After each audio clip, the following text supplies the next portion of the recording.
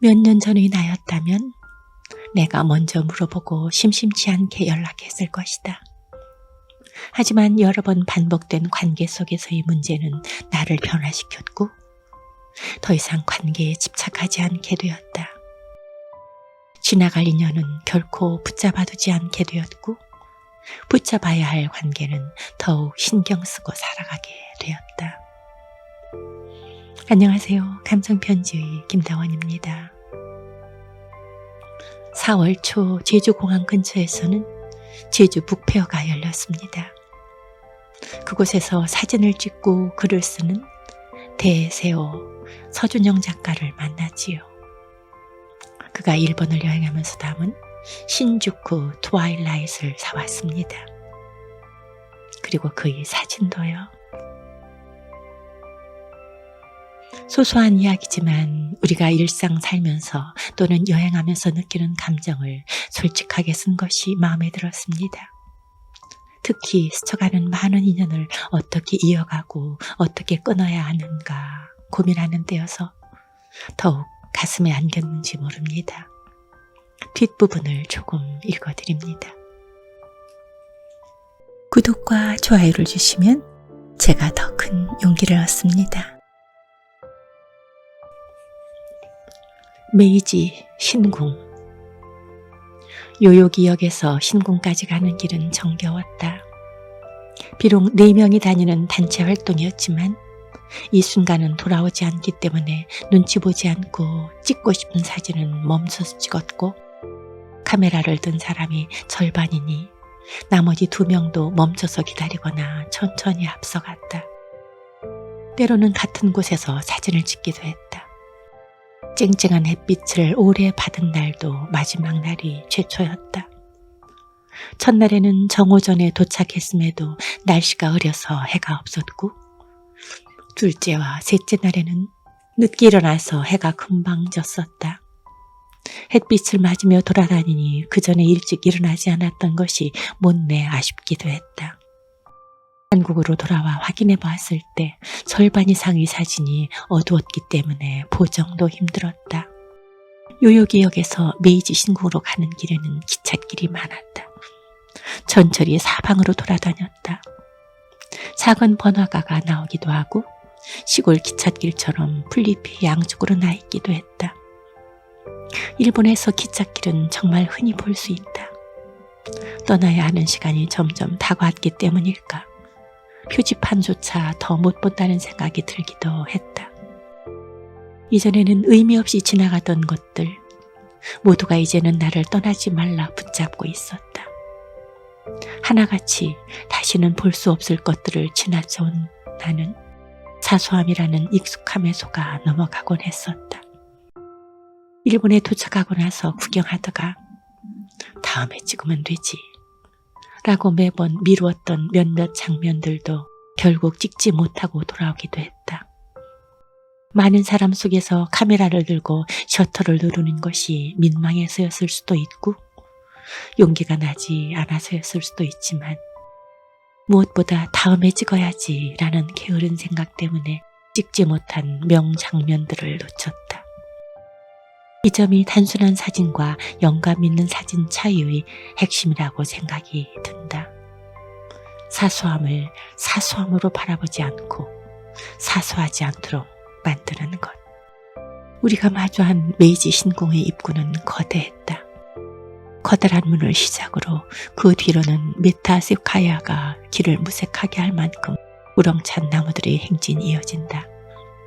그 문에서 신사까지 이어지는 길은 제주도의 사려니 숲길만큼 자연 친화적이며 거대한 나무들 사이사이로 들어오는 햇빛은 노랗고 얼룩덜룩하게 자리 잡아 마치 붓에 노란색 물감을 발라 허공에 휙휙 휘둘러 튄 물감 같았다. 흙길을 밟으며 앞쪽으로 행진했다. 도심 속에서도 그곳은 맑은 공기를 품어냈고 사람들은 차분했다. 물론 신사라는 장소 특성상 그랬을 것이다. 그곳에선 앉을 수 없었다. 공부하지 않아 이유를 알 수 없었지만 중간중간에 앉지 말라는 문구도 보이고 앉아있는 사람을 관리인이 일으켜 세우기도 했다. 주말이라 구경 온 사람도 많았다. 신사에 다가갈수록 점점 더 많은 인파가 몰려 있었고 어린 여자아이들은 기모노를 입고 아장아장 걸어 다니기도 했다. 아마 경복궁 한복 투어 같은 것이겠거니 했다. 사람이 아주 많아졌다.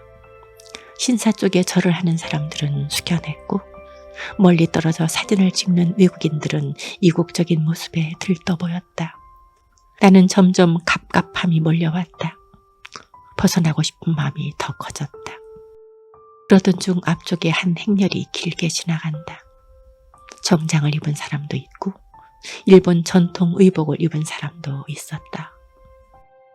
그 행렬은 사람들이 관심 속에서 조용히 지나갔다. 결혼식 같기도 했다. 북적북적한 이곳에서 더 이상 구경은 무리였다. 다들 큰 관심이 없었던지 이만 나가자고 했다. 사람이 덜 있는 울창한 나무가 이어지는 또 다른 길로 나왔고 우리는 다음 목적지를 정했다. 하라주쿠가.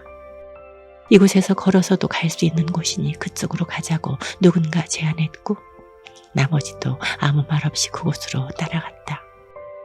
나는 어디든 좋으니 이곳을 벗어나고 싶었고 조용히 그들 뒤를 따라갔다. 하라주쿠에서 작별. 울창한 나무로 이어지는 길 끝에 커다란 문이 있고 그 너머에는 차들이 지나다닌다. 얼룩졌던 햇빛은 온전히 세상을 비춘다.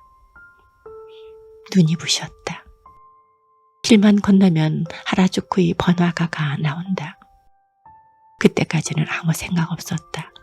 그곳이 어떤 곳인지도 몰랐기에 또 어떤 것이 나를 기다릴까 궁금했다. 길을 건너고 내리막으로 내려갔다. 나이키 매장에서는 새로 나오는 상품을 받기 위해 기다리는 줄이 길게 늘어서 있었다. 큰 찻길 양옆으로 옷가게가 즐비했다. 내려갈수록 점점 사람들이 많아졌다. ABC 마트도 이미 몇 번 가봤기 때문에 궁금하지도 않았지만 다른 사람들이 들어가는 바람에 같이 들어갔다 나왔다. 아마 ABC 마트를 지나고 나서 다들 같은 생각이었을 것이다. 이런 데서 뭐 하고 있는 건가 생각이 들었을 것이다. 인파는 과부하가 걸린 것처럼 어디에서부터인지 쏟아져 나와 인도를 가득 메웠다. 나는 다시 심장이 조여왔고 막막했다. 그들은 다이소로 향한다. 나도 얼떨결에 들어갔다. 젊은이들은 구경하고 있었고 우리 넷은 사람을 비켜 빈 곳으로 찾아다녔다. 이게 뭐 하는 건가 싶었다. 그래서 나는 밖으로 나와 후미진 곳에 서 있었고 곧이어 셋이 나왔다. 나는 더 이상 안 되겠다 싶어 출국을 핑계로 먼저 숙소에 가겠다고 했다. 그들은 알겠다고 했다. 사실 시간은 조금 일렀으나 내가 찍고 싶은 사진이 있어 먼저 가야만 했다. 더는 하라주쿠에 있고 싶지 않았다. 작별 인사를 했다. 그들은 내게 번호를 물어보았다. 알려주기 싫었다. 어차피 연락도 안 할 텐데 왜 알려달라고 하는지 모르겠다. 싫다고는 말을 못하겠고 그저 머뭇거렸더니 카카오톡 아이디를 알려달라고 했다. 그것도 싫었지만 어쩔 수 없이 아이디만 알려주었다. 나중에 한국에서 연락하고 만나자고 했지만 난 믿지 않았다. 이 인연은 여기까지인 걸 직감적으로, 경험적으로 알 수 있었다. 몇 년 전이 나였다면 내가 먼저 물어보고 심심치 않게 연락했을 것이다. 하지만 여러 번 반복된 관계 속에서의 문제는 나를 변화시켰고 더 이상 관계에 집착하지 않게 되었다. 지나갈 인연은 결코 붙잡아두지 않게 되었고 붙잡아야 할 관계는 더욱 신경 쓰고 살아가게 되었다. 스쳐간 인연이 내게 나쁜 인연은 결코 아닐 것이다. 허나 굳이 이어가야 하는 관계는 극히 적다는 것도 알고 있다. 내 사람이 될 사람도 소중하지만 보다 이미 내 사람이라고 생각하는 사람들을 지키는 것이 내가 살아가는 방식이다. 그리고 더 이상 관계로 감정 소모하고 싶지 않다. 난 그래서 그들에게 연락처를 주기 싫었지만 어쩔 수 없이 주었다. 그리고 그 시간 이후로 그들은 내게 연락 한 번 하지 않았다. 내 정보만 준 셈이다.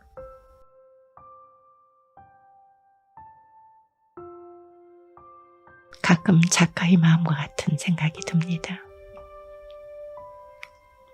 와야 할 인연이라면 와야 했고 가야 할 인연이라면 가야 한다고. 그리고 어떤 것에든 연연하지 말자고. 여기까지 라고 생각되면 여기까지만이라고. 여러분은 관계를 어떻게 이어가시나요? 고맙습니다. 다음 주 토요일에 뵙겠습니다.